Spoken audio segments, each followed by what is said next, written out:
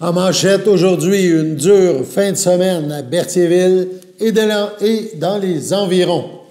Bonjour à tous et bienvenue à votre bulletin d'information sur les ondes de CTRB, votre télé locale et régionale, en ce 12 août. Vendredi dernier, on ne l'oubliera pas. Donc, vendredi dernier va demeurer dans les annales pour les Berthelais et les gens du Grand Berthier. Aux alentours de 200 mm de pluie sont tombés dans différentes municipalités sur le territoire. À Lanoraie, on a battu des records. On était en semaine olympique, mais Lanoraie a battu un record important avec 221 mm de pluie, le plus haut total au provincial. Les dégâts sont aussi fort importants à Saint-Cuthbert, qui a déclaré les mesures d'urgence, et également dans la paroisse de Sainte-Geneviève de Berthier. Du côté de Berthierville, le restaurant Saint-Hubert, le Petro-Canada et le IGA Famille Mondor, trois commerces là, à proximité de la sortie de l'autoroute 40, les trois commerces ont subi des dégâts importants. Il y a eu beaucoup d'eau qui s'est amassée à cet endroit. Donc, on a eu, évidemment, on a vu le festival des pompes, le festival des gens qui sortaient des choses de leur sous-sol, notamment. Il y en a eu un peu partout. On regarde quelques images.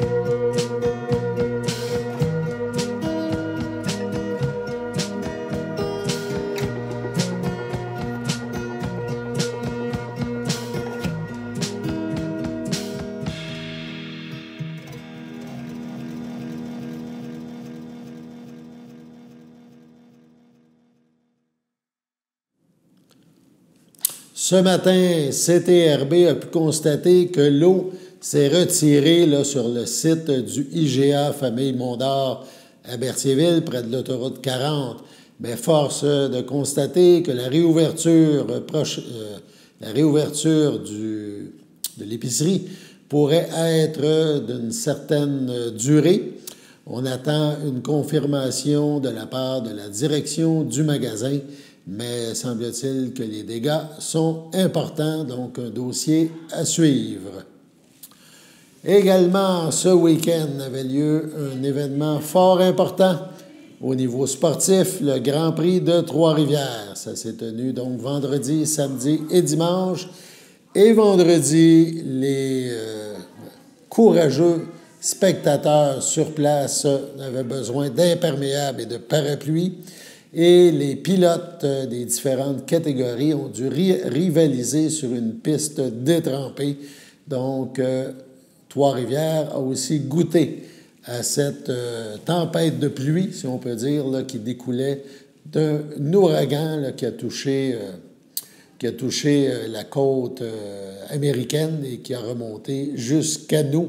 Donc, on a eu la fin de cette tempête, mais ça a déversé des trombes d'eau. Et évidemment, on en a eu, les impacts ont été majeurs. Le Grand Prix de Trois-Rivières, maintenant, il y a eu beaucoup d'actions, évidemment vendredi, mais également samedi et dimanche où il faisait plus beau. Donc, il y a eu de l'action sur la piste. Dans la série Coupe Nissan Sentra, donc, il y a eu deux courses. Valérie Limoges l'a emportée. Marie-Soleil Labelle de l'équipe Musée Gilles Villeneuve a été contraint à l'abandon dans la première course. Et Martin Harvey, le propriétaire du McDonald's à Berthierville, a atteint la ligne d'arrivée, a terminé la course en 12e position. La deuxième épreuve, Éric Chaput l'a remportée.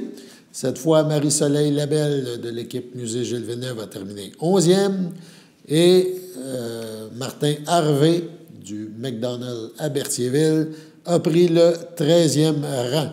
Donc, c'était la 54e édition du Grand Prix de Trois-Rivières, un événement là, qui regroupe environ 1000 bénévoles pour permettre la tenue de cette épreuve.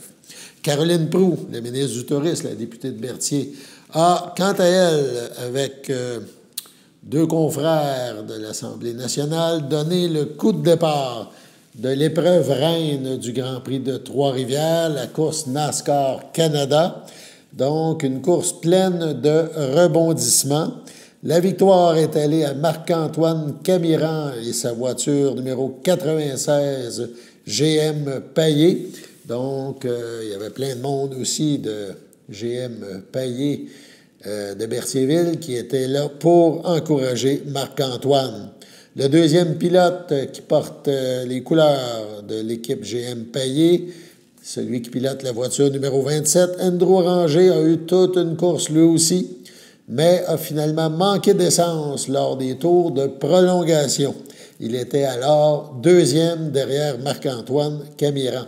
Il faut dire que la course de 60 tours a finalement duré 72 tours. Ça arrive souvent en NASCAR. Quelques accrochages vers les derniers tours ont permis d'ajouter des tours supplémentaires. Évidemment, ce qui a nui à Andrew Ranger qui, lors d'une relance, a vu son moteur étouffer et se faire cabasser, oui, par des rivaux là, qui essayaient de passer de chaque côté de lui. Donc, ça a mis fin à son épreuve. Marc-Antoine Camiran, premier au Grand Prix de Trois-Rivières, devant Alex Labbé et Raphaël Lessard. Donc, un Grand Prix de Trois-Rivières qui, malgré un début de week-end sous la pluie battante, on peut dire que ça a connu un beau succès, un autre succès à Trois-Rivières. Et ça impliquait là, des équipes et des gens de notre coin. Donc, un week-end fort positif à ce niveau. Donc, félicitations aux vainqueurs. On poursuit maintenant, oui, c'est-à-dire avant d'aller plus loin, on a aussi quelques images de ce Grand Prix et on vous les présente.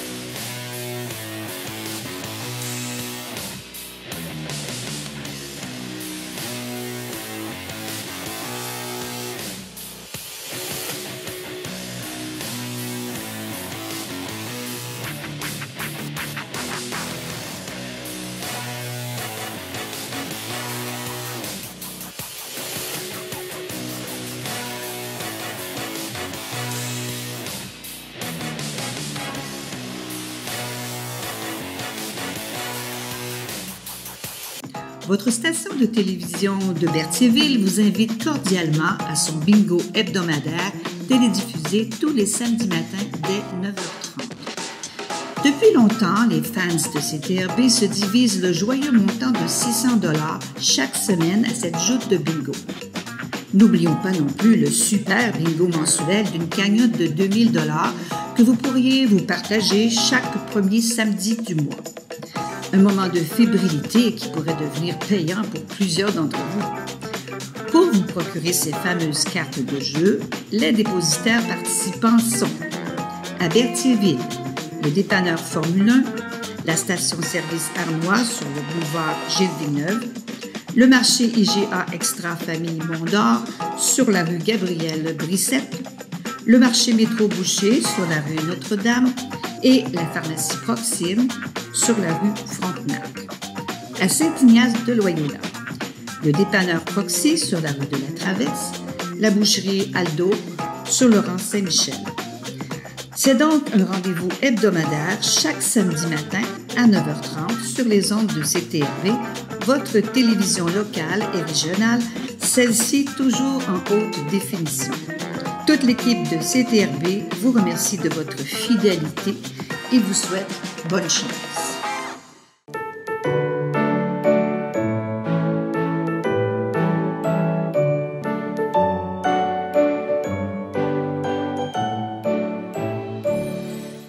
En ce 12 août, le Centre d'action bénévole d'Autrey, le CABA, souhaite bonne fête à Cathy Champagne. C'est votre anniversaire aujourd'hui, en ce 12 août. Eh bien, toute l'équipe de CTRB se joint à moi et vous souhaite bonne fête. Cette semaine, la neuvaine chez les Cardins à l'île du Pas se poursuit. Depuis 60 ans, la famille Cardin vous accueille. Ce soir, on parle en ce lundi 12 août d'une soirée de la réconciliation. Chants, prières et chapelets sont au menu. Donc, et demain, mardi 13 août, on parle les mailles de la foi. Soirée mariale animée par Francine et il y aura piano, chant et chapelet. Donc, évidemment, ça fait partie de la halte mariale 2024, 60 saisons de souvenirs. Ça a débuté le 7 août, ça se poursuit jusqu'au 15 août prochain. C'est à 19h30 chaque soir au 624 rang Visitation. C'est à l'île du Pas, sous le chapiteau. Xavier Roy, directeur général du Festival de la Naudière, termine son mandat très bientôt. CTRB l'a rencontré pour faire le bilan de son passage à la tête du festival, qui est évidemment le populaire festival de Joliette, qui touche l'ensemble de la Naudière et le Québec. Il nous a parlé de la saison 2024 qui vient de prendre fin. On l'écoute. En compagnie de Xavier Roy, directeur général du Festival de la Naudière, on pourrait dire presque ex. Sortant. On va mettre sortant. Merci de nous accueillir dans ce bel espace, encore grâce à toi. Moi, je pense que c'est déjà un leg que tu laisses au festival important, cette fameuse maison-là, le travail que tu as fait pour réussir à avoir, on pourrait dire, un lieu permanent, agréable et possiblement... tu sais, là, on pourrait dire connexe là, au festival, permettre au festival d'avoir plein de choses, de réaliser plein de choses. Ouais. Tu dois être fier de... Ah, très. La Maison de la musique, ça nous donne pignon sur rue à l'année. Ça fait que les gens qui passent au centre-ville de Joliette voient le festival, entendent parler du festival. Puis nous, comme équipe, ce qui est difficile dans un festival, c'est qu'on travaille toute une année pour un événement qui dure 5 semaines, qui est super condensé. Puis des fois, c'est difficile en cours d'année de perdre... C'est facile de perdre de vue, en fait, ce pourquoi on fait ça. Puis là, d'avoir la salle de spectacle ici, ça fait que pendant l'année, on est en contact avec la musique, on est en contact avec les artistes. Puis ça nous rappelle, ça ramène l'effervescence du festival, mais dans une période plus creuse. C'est ça. Puis l'emplacement où étaient vos bureaux avant, mais maintenant qu'on a passé au festival cette année, ça a déjà été rasé, fini, bonjour, ça n'existe plus. Donc, c'était un bon move en bon français. Bien, disons qu'il fallait déménager d'une manière ou d'une autre. Là, nos bureaux étaient disons, à leur fin de vie. Donc, on avait commencé à chercher, puis là, en arrivant ici, bien, on a eu un coup de cœur pour le bâtiment, puis le propriétaire a eu un coup de cœur pour nous, pour le festival, fait qu'il nous a donné le bâtiment qu'on a transformé au complet. Je me souviens de tes premières entrevues, justement, à l'ancienne bâtisse. Oui. Tu arrivais, je me demandais dire, tout fringant, plein d'idées et tout, mais je pense que tu as réussi à pas mal atteindre tes objectifs. Tu sais, tu es arrivé en disant, tu sais, on veut rajeunir le festival, on veut être plus présent, on veut plein de choses. Es-tu content du chemin parcouru? Oui. Ben, on termine cette année avec notre record de revenus de billetterie au festival. Là. Donc, ce serait difficile d'être déçu.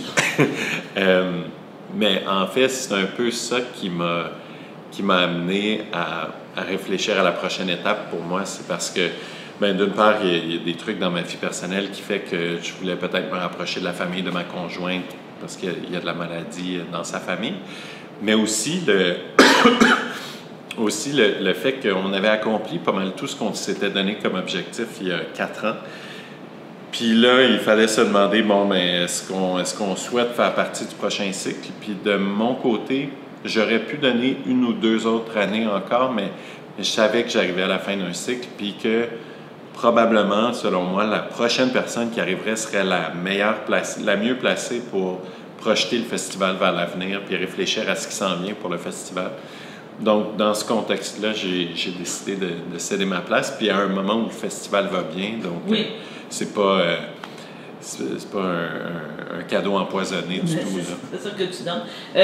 C'est ça, tu as quand même une formation de chanteur, tu avais connu des choses, mais tu étais beaucoup, on pourrait dire, en marketing, en réseaux sociaux qui a pris de l'ampleur et tout. Et je pense que ça, tu as beaucoup travaillé ça. Je pense que c'est un des points forts du festival. Puis tu me parles de billetterie, bien moi, je ramènerais le point que tu as une tarification dynamique, mais dynamique pas à la hausse. Disons qu'on va dire une tarification dynamique accessible pour encourager les gens. Et je pense que c'était un des objectifs aussi du festival. Amener des jeunes, faire découvrir la musique. Tu sais, de ne pas devenir un frein, justement, dans notre monde inflationniste présentement. Oui, mais en fait, tu as raison. On a essayé de se démarquer par l'accessibilité.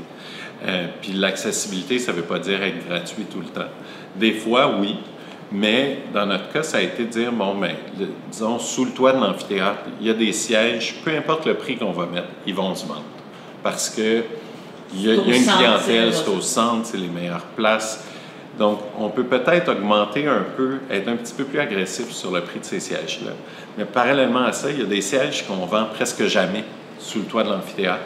Donc, pourquoi on ne diminuerait pas le prix pour que ce soit pas loin du même prix de la pelouse, pour que des gens aient l'opportunité d'aller sous le toit ou la pelouse, indépendamment des considérations financières. Ça nous a beaucoup aidé à remplir les concerts. Mais on a vu tout de suite qu'il y avait un appétit pour la sécurité d'être sous le toit, c'est ça. Le fait de vivre l'expérience le plus proche. Puis ça, c'est un exemple parmi plein d'autres. On a développé une nouvelle tarification pour des étudiants en musique. On a maintenu les tarifs pour les familles, pour les citoyens de Joliette. On a développé un partenariat avec la ville de Joliette pour qu'ils offrent 2000 billets gratuits aux citoyens du Grand Joliette. Donc, tout ça fait que, bien, au final, le festival est de moins en moins perçu comme un endroit où il y a de la musique classique, puis c'est intimidant. Au contraire, exactement. C'est perçu maintenant, je pense, de plus en plus comme un endroit où c'est l'espace le plus sécuritaire pour découvrir la musique classique. Même si on ne connaît pas ça, on va y aller, on va passer une belle expérience, puis on n'a pas besoin d'être intimidé, puis on n'a pas besoin de se demander comment on s'habille, ou on passe un bon moment. C'est ça, tu passes un bon moment. L'association avec Renault aussi, Oui. c'était vraiment un beau team. Là. Ouais. Un team que lui, là, il t'amène des idées folles, des idées. Tu sais, il y a quand même un bon réseau de connexion avec oui. la musique et tout. Et je pense que ça a contribué aussi. Tu sais, je veux dire indirectement à ton succès, mais dans le sens que je veux dire, qu'est-ce qui a amené Renault au fil des actes a aidé le festival. Oui, c'est sûr. Tu sais, le produit de base de du festival, c'est ce qui se passe sur la scène. Donc, tu sais, Renault, avec la programmation, crée un peu l'âme du festival à chaque année à travers la programmation. Puis, après ça, le travail de l'équipe, c'est d'une part, mon travail, c'est d'écouter ce qu'il y a à dire, puis de le challenger sur certaines affaires. Puis discuter budget, puis dire, on va faire des choix. Puis Renault, je le remercie beaucoup pour ça, parce qu'il y a plein de directeurs artistiques qui programment, puis qui ne se préoccupent pas de si ça va vendre, de combien ça coûte, alors que Renault a cette préoccupation-là de s'assurer que s'il programme quelque chose, il ne programme pas pour vendre des billets, mais il veut s'assurer que ce qu'il va programmer va vendre des billets. Va vendre des billets, oui. Il y a un équilibre, mais tu sais, exactement. Je te fais un petit peu le parallèle avec le théâtre et tout ça. Oui. Il y a carrément des spectacles qui sont à perte, des oui. choses, mais par contre, il y a d'autres choses exactement. qui sont winners, qui sont gagnants, puis tu sais qu'au bout de l'année, tu devrais booker ton budget, mais c'est important cette sensibilité-là. Oui, puis ça, il l'a vraiment. Donc, on a pu avoir des discussions vraiment constructives ensemble. Puis, il ne faut pas oublier que quand Renault est arrivé, donc sa première saison était en 2019, c'était la première fois qu'il programmait un festival. Ouais. Donc, la pandémie est arrivée, puis on a développé des nouveaux réflexes après la pandémie, mais ça a pris, je pense, quelques années, tant pour moi de comprendre comment interagir avec lui au niveau de quels ajustements faire à la programmation, tant pour lui de bien comprendre ce qui réagirait, ce qui résonnerait dans le public. Donc là, cette année, je trouve qu'on a atteint un peu c'est ça, on est sur notre X, la programmation nous ressemble. Il y en a vraiment pour tous les goûts, mais en même temps, c'est d'un niveau là, exceptionnel. Donc, je pense que Renault est vraiment en selle pour la suite des choses, puis que la prochaine direction artistique, la prochaine direction générale qui va arriver va être, je dirais pas en pantoufle, là, mais va être dans un contexte qui est vraiment favorable. C'est vraiment favorable.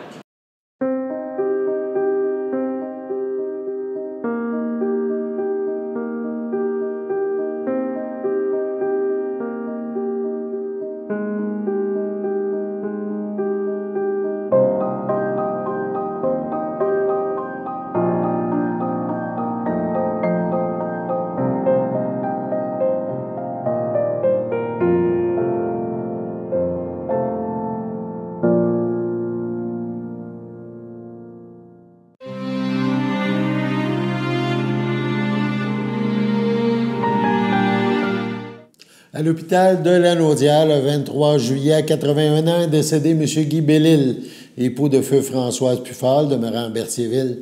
Il laisse dans le deuil sa sœur Danielle Bellil, Bernard, son neveu Christian Patry, sa belle-fille Linda Brinkman, ses beaux-frères, belles-sœurs, ainsi que plusieurs neveux, nièces, autres parents et amis. Les cendres de M. Bellil et celles de son épouse, Mme Puffal, seront déposées au columbarium de Berthierville. Au CHDL de Saint-Charles-Borromée, le 30 juillet dernier, à 78 ans, est décédée Mme Monique Lévesque, conjointe de Jacques Valois, demeurant à Berthierville. Elle laisse dans le deuil sa fille France Fafard, ses petits-enfants Sarah Fafard, Guillaume Saunier, Claudia Vadnet, Marc-Olivier Mercier, Sabrina Vadnet, Jean-David Desgagnés. Ses arrière-petits-enfants, Olivier Desgagnés, Maverick et Maxence Mercier, ainsi que plusieurs neveux, nièces, autres parents et amis. Mme Monique Lévesque ne sera pas exposée et une cérémonie aura lieu en toute intimité à une date ultérieure. Sur ce, passons à la météo.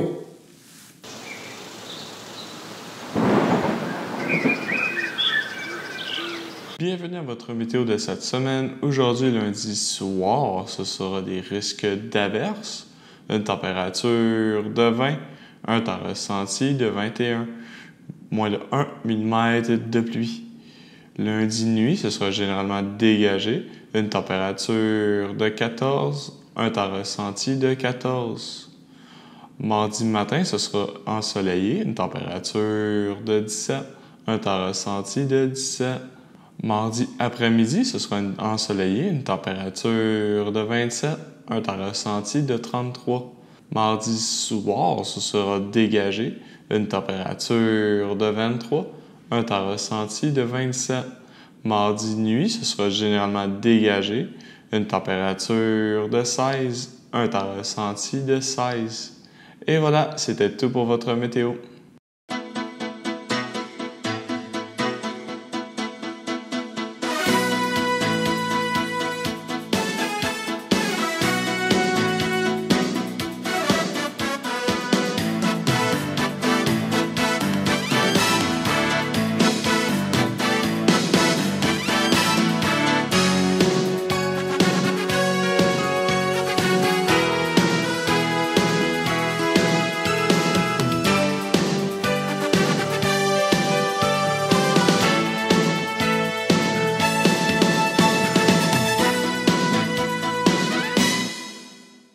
Sachez que vous pouvez nous faire part de vos commentaires, soit pour une annonce gratuite sur notre babillard ou toute autre suggestion en nous rejoignant par téléphone au 450-836-5103, 450-836-5103, ou bien par courriel tvcberthierville@hotmail.com, sur Facebook en écrivant Facebook CTRB. Et surtout, n'hésitez pas à visiter notre chaîne YouTube afin d'y retrouver une grande partie de notre programmation sur YouTube CTRB. Les émissions sont classées par catégorie, vous permettant de chercher moins longtemps. Vous pouvez aussi cliquer sur le rectangle rouge « S'abonner » pour être à l'affût des dernières émissions enregistrées.